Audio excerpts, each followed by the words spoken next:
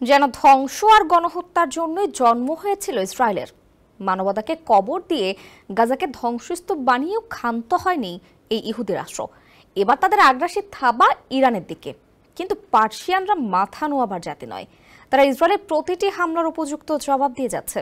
পরিস্থিতি এতটাই ভয়াবহ যে ইসরায়েলি প্রেসিডেন্ট বেনিয়ামিন নেতানিয়াহু ইরানের সর্বোচ্চ ধর্মীয় নেতাকে হত্যার হুমকি পর্যন্ত দিয়েছেন। বিশ্বজুড়ে এই ঘটনার তীব্র প্রতিবাদ উঠেছে।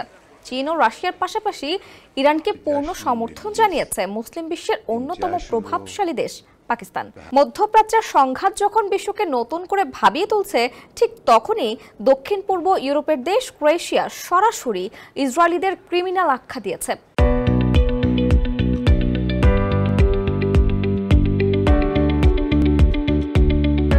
তুর্কি সংবাদ মাধ্যম আনাদোলু এজেন্সি বৃহস্পতিবার জানিয়েছে, ক্রোয়েশিয়ার প্রেসিডেন্ট জোরান মিলানোভিচ স্পষ্ট করে বলেছেন যে ইসরায়েল অপরাধমূলক নীতি অনুসরণ করছে।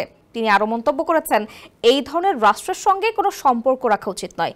মিলানোভিচ জোর দিয়ে বলেন, ইসরায়েলের নেতৃত্বের একটি অংশ ক্রিমিনালদের দিয়ে গঠিত এবং দেশটি যা খুশি তাই করে চলেছে, যার পেছনে রয়েছে যুক্তরাষ্ট্রের সরাসরি সমর্থন। তার মতে দশকের পর দশক ধরে তাদের এই আচরণ এক অপরাধমূলক নীতি ছাড়া আর কিছুই নয়।